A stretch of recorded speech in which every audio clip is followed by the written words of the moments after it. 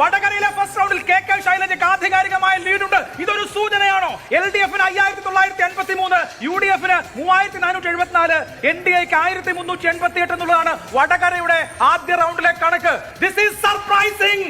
LDF-ന് 5983, UDF-ന് 3474, NDA-ക്ക് 1388 ആണെങ്കിൽ വടകരയിൽ 279 വോട്ടിന്റെ ലീഡ് വടകരയിൽ നിലവിൽ. ഇത് പക്ഷേ ആദ്യ റൗണ്ടിന്റെ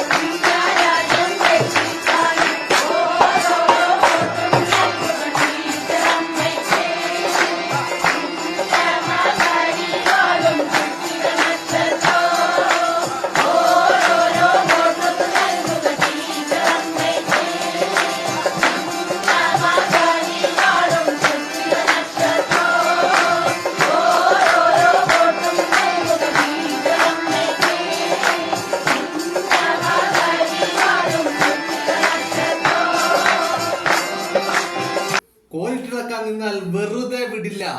അതിന്റെ പ്രത്യാഘാതങ്ങൾ മുഴുവൻ ഷാഫി പറമ്പിൽ അനുഭവിക്കേണ്ടി വരുമെന്ന് പറഞ്ഞത് ചുമ്മാ പേടിപ്പിക്കാൻ പറഞ്ഞതല്ല കേട്ടോ.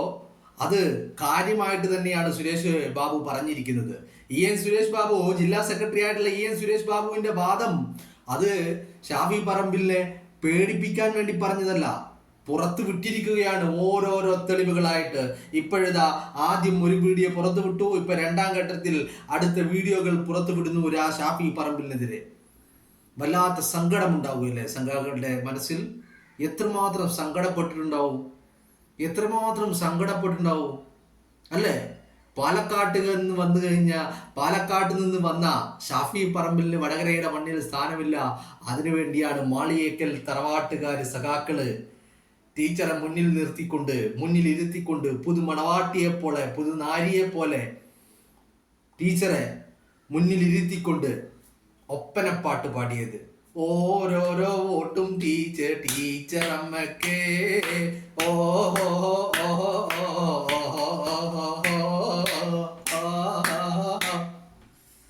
എത്ര സങ്കടം ഉണ്ടാവും. സങ്കടം താങ്ങാൻ പറ്റാതെ ഇനിയിപ്പോ ഇലക്ഷന്റെ റിസൾട്ട് വന്നെന്ന് നിങ്ങൾ കണ്ടതല്ലേ? അഭിലാഷിന്റെ ആ ഒരു എന്താ പറയണ്ട ഉത്സാഹം, ആഹ്ലാദം കണ്ടതല്ലേ? ആദ്യ വോട്ടെണ്ണിയപ്പോ ശൈലജ 2000 ചില്ലറ വോട്ടിന് മുന്നിൽ വടകരയിൽ. ഇതൊരു സൂചനയാണെന്നാണ് പറഞ്ഞത്. അതെ, സൂചനകൾ പലതും ഉണ്ടായിരുന്നു.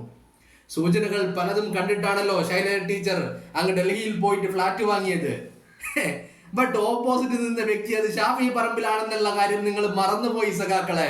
അത് നിങ്ങളെ ഓർമ്മിപ്പിക്കാൻ നിങ്ങളായിട്ട് പുതിയ പുതിയ അവസരങ്ങൾ ഇങ്ങനെ തന്നുകൊണ്ടിരിക്കുകയാണ് ഞങ്ങൾക്ക്. ഓരോന്നായിട്ട് നിങ്ങൾ മറന്നു തുടങ്ങുന്ന ഓരോന്നും നിങ്ങൾ സ്വപ്നത്തിൽ പോലും കാണരുതെന്ന് കേൾക്കരുതെന്ന് ആഗ്രഹിക്കുന്ന പലതും വീണ്ടും വീണ്ടും നിങ്ങളെ ഞങ്ങൾ ഓർമ്മിപ്പിക്കുകയാണ്. അത് ഓർമ്മിപ്പിക്കലാണ് ഇപ്പൊ എന്റെ ജോലി. ഇത് ഞാൻ ചെയ്തുകൊണ്ടിരിക്കും. എതിർവശത്ത് നിന്നത് ഷാഫി പറമ്പിലാണെന്നുള്ള കാര്യം നിങ്ങൾ മറന്നുപോയി. ആ ഇലക്ഷന്റെ റിസൾട്ട് വന്നെന്ന ദിവസം മുതൽ നിങ്ങൾ മറക്കാൻ ശ്രമിക്കുന്ന പലതും, പല കാഴ്ചകളും പല കേൾവികളും ഇനി ഓരോന്നായി നിങ്ങളുടെ മുന്നിലേക്ക് എത്തിച്ചു കൊണ്ടിരിക്കും. പിന്നെ എങ്ങനെയാ ഷാഫി പറമ്പിലിനോട് ഇവർക്ക് അസൂയയില്ലാതിരിക്കുക? പിന്നെ എങ്ങനെയാ ഷാഫി പറമ്പിലിനോട് ഇവർക്ക് ദേഷ്യമില്ലാതിരിക്കുക? പിന്നെ എങ്ങനെയാ ഷാഫിയെ കാണുമ്പോ രോഷം വരാതിരിക്കുക? പിന്നെ എങ്ങനെയാ ഷാഫിയോട് വൈരാഗ്യമില്ലാതിരിക്കുക? പിന്നെ എങ്ങനെയാ ഷാഫിയെ കാണണ്ടെന്നേ രാഹുലിനെ കാണുമ്പോഴും ദേഷ്യം ഷാഫിയോടാണ്. രാഹുൽ പാലക്കാട്ട് വന്നപ്പോഴും ദേഷ്യം ഷാഫിയോടാണ്. അവിടുന്നാണല്ലോ ഇതിന്റെ തുടക്കം. രാഹുല് കഴിഞ്ഞ ദിവസം പാലക്കാട്ട് വന്നിറങ്ങി. ആ പാലക്കാട് നഗരത്തിലൂടെ ഒന്ന് പ്രദക്ഷിണം നടത്തി. അത് കഴിഞ്ഞ് പാലക്കാട്ടെ ഒരു കോൺഗ്രസ് പ്രവർത്തകന്റെ വീട് സന്ദർശിക്കുന്നു. അത് കഴിഞ്ഞ് മണ്ണാർക്കാട്ട് ഈ PJ പൗലോസേട്ടൻ എന്ന് പറയുന്ന കോൺഗ്രസിന്റെ സമുന്നതരായ നേതാവ് അദ്ദേഹത്തിന്റെ മരണ വീട്ടിൽ ചെല്ലുന്നു. അവിടെ വെച്ചിട്ട് DCC പ്രസിഡന്റ് തങ്കപ്പനെ കാണുന്നു. അതല്ലാതെ ബെന്നി ബെഹനാനെ കാണുന്നു, DCCയുടെ മറ്റുള്ള ഭാരവാഹികളെ കാണുന്നു, അവരോട് സംസാരിക്കുന്നു. ഇതിലൊന്നും തീർന്നില്ല. രാഹുൽ പാലക്കാട്ട് വന്നിട്ട് അങ്ങോട്ട് പോകുന്നു, ഇങ്ങോട്ട് വരുന്നു, അവിടെ പോകുന്നു, ഇവിടെ വരുന്നു. പോകുന്നിടത്തൊക്കെ ജനം കൂടുന്നു, രാഹുലിനെ കെട്ടിപ്പിടിക്കുന്നു, രാഹുലിനുമായിട്ട് സെൽഫി എടുക്കുന്നു. ഇതൊക്കെ ഇത് കാണുമ്പോഴും നിങ്ങൾക്ക് ദേഷ്യം ഷാഫിയോടാണ്. കാരണം രാഹുലിനെ പാലക്കാട്ട് കൊണ്ടുവന്നത് ഷാഫിയുടെ ഒരു ഇൻട്രസ്റ്റ് ആണ്.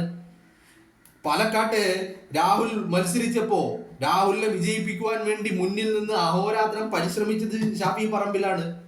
അപ്പൊ രാഹുലിനെ കാണുന്നതും സഖാക്കൾക്ക് രാഹുലിനെ കണ്ടാലും ദേഷ്യവും വൈരാഗ്യവും പകയും വിദ്വേഷവും ഒക്കെ തോന്നുന്നത് ഷാഫിയോടാണ്. അത് പ്രകടിപ്പിക്കാതിരിക്കുന്നത് എങ്ങനെയാണ്? പിന്നെ ഓൾറെഡി ഉള്ളിന്റെ ഉള്ളിൽ ഇങ്ങനെ അടക്കി വെച്ചിരിക്കുന്ന ഒരു സങ്കടങ്ങൾ ഉണ്ടല്ലോ, അതാണ് ഞാൻ നിങ്ങളിപ്പോ കാണിച്ചത്. മാധ്യമങ്ങൾ അടക്കം കൂട്ടുനിന്നതല്ലേ. മാധ്യമങ്ങൾ ഈ പറയുന്ന മാതൃഭൂമിയും ഏഷ്യാനെറ്റും ഈ പറയുന്ന റിപ്പോർട്ടർ TVയും ഒക്കെ സർവേകൾ നടത്തി. സർവേകളിൽ വടകരയുടെ കാര്യം പറഞ്ഞപ്പോ വടകരയിൽ ഇഞ്ചോടിഞ്ച് പോരാട്ടമാണ്, എന്നാലും ശൈലജ ടീച്ചർ ജയിക്കും. ശൈലജ ടീച്ചർ അത് പറഞ്ഞു കേട്ട് നേരെ ഡൽഹിക്ക് പോയി. കാരണം പാർലമെന്റിൽ പോകാൻ പാർലമെന്റിൽ പോകുന്ന സാഹചര്യങ്ങളിൽ താമസിക്കാൻ ഒരു ഇടം വേണം. ടീച്ചർ ഈ പറയുന്ന സർവേകളെല്ലാം കേട്ട് പോയിട്ട് ഡൽഹിയിൽ പോയിട്ട് ഒരു ഫ്ലാറ്റ് വാങ്ങി. പാർലമെന്റിന്റെ അടുത്ത് തന്നെ ഒരു ഫ്ലാറ്റ് വാങ്ങി. കാരണം ഫ്ലാറ്റ് അവിടെ ആകുമ്പോൾ ഈ വരുന്ന കുടുംബങ്ങൾക്കും ബാക്കിയുള്ള പാർട്ടി അംഗങ്ങളൊക്കെ കാണാൻ വരുമ്പോഴും എല്ലാവരുടെയും സൗകര്യം നോക്കിയിട്ട് ടീച്ചർ ഒരു ഫ്ലാറ്റ് വാങ്ങി. സന്ദർശകർക്കും വരാനും കാണാനും പോകാനും ഒക്കെയുള്ള സൗകര്യത്തിന്.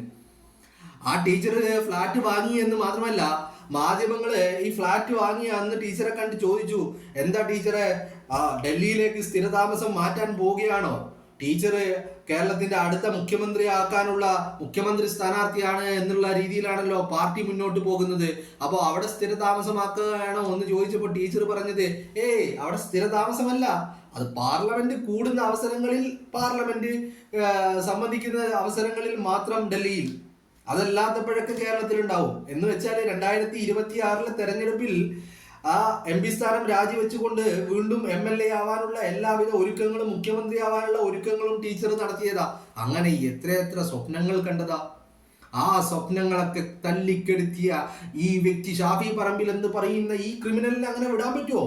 ടീച്ചറുടെ ചിരകാല സ്വപ്നങ്ങളൊക്കെ കെടുത്തിക്കളഞ്ഞ ഷാഫി പറമ്പിൽ, ആ ടീച്ചർ അമ്മയെ വടകരയുടെ മണ്ണിൽ മുട്ടുകുത്തിച്ച ഷാഫി പറമ്പിൽ, ആ ഷാഫി പറമ്പിലിനെ നമ്മൾക്ക് വെറുതെ വിടാൻ പറ്റുമോ? ഒരിക്കലും പറ്റില്ല. ഷാഫിയെ നമ്മൾ കണക്ക് ചോദിച്ചിരിക്കണം ഷാഫിയോട്. എന്താണെങ്കിലും അത്രയും ദുഃഖം ഈ സഖാക്കളുടെ മനസ്സിലുണ്ടായിരുന്നു. എത്ര വേദനകളാ. ഇപ്പൊ മാളിയേക്കൽ തറവാട്ടിലെ ആളുകളുടെ അവസ്ഥ നിങ്ങളൊന്ന് ആലോചിച്ച് നോക്ക്. കൈമുട്ടിപ്പാട്ടും ഒപ്പനയൊക്കെ നടത്തിയിട്ട് അവസാനം തോറ്റ് തുന്നം പാറി.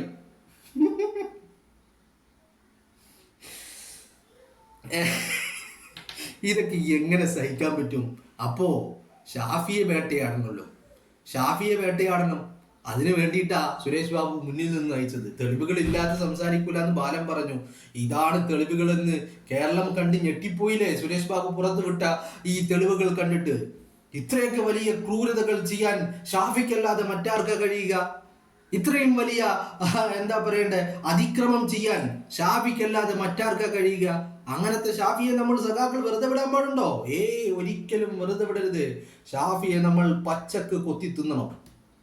ഷാഫിയെ നമ്മൾ പച്ചക്ക് കൊത്തി തിന്നണം. അതിന് നമുക്ക് കൂട്ടായിട്ട് സുരേഷ് ബാബു ഉണ്ട്. ഇനിയിപ്പോ നാളെയും മറ്റന്നാളും അടുത്ത ദിവസങ്ങളിലായിട്ട് അടുത്തടുത്തുള്ള ആളുകൾ ഉണ്ടാവും. ആളുകൾ പിന്തുണയുമായിട്ട് വരും. നമ്മൾ ഷാഫിയെ വെറുതെ വിടാൻ പാടില്ല. കാരണം ഷാഫിയെ ഇനി നമ്മൾ വെറുതെ വിട്ട് കഴിഞ്ഞാൽ അത് നമുക്ക് തന്നെ അപകടമാണ്. നമ്മുടെ ടീച്ചറമ്മയെ തോൽപ്പിച്ച വ്യക്തിയാണ്, മുട്ടുകുത്തിച്ച വ്യക്തിയാണ്. അതുകൊണ്ട് ഷാഫിയെ നമ്മൾ വെറുതെ വിടാൻ പാടില്ല.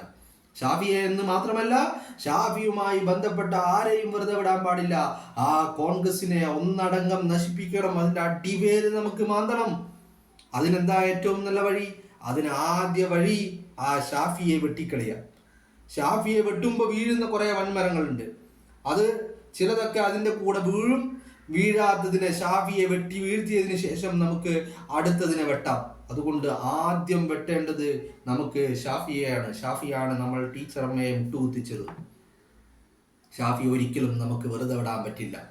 സുരേഷ് ബാബു പുറത്തുവിട്ട തെളിവുകൾ ഓരോന്നോരോന്നായി ഞാൻ നിങ്ങളുടെ മുന്നിലെത്തിക്കും.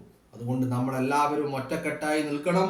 ഷാഫിക്കെതിരെ നമ്മൾ കടുത്ത രീതിയിലുള്ള ആക്രമണങ്ങൾ നമ്മൾ അഴിച്ചുവിടണം. ഷാഫിയെ നമുക്ക് വെട്ടി വീഴ്ത്തണം. ഒരു കോംപ്രമൈസും ആ കാര്യത്തിൽ ഉണ്ടാവാൻ പാടില്ല. ഒരു വിട്ടുവീഴ്ചയും നമ്മുടെ ഭാഗത്തു നിന്ന് ഉണ്ടാവാൻ പാടില്ല. സഖാക്കളൊക്കെ വളരെ അലേർട്ടായിരിക്കണം.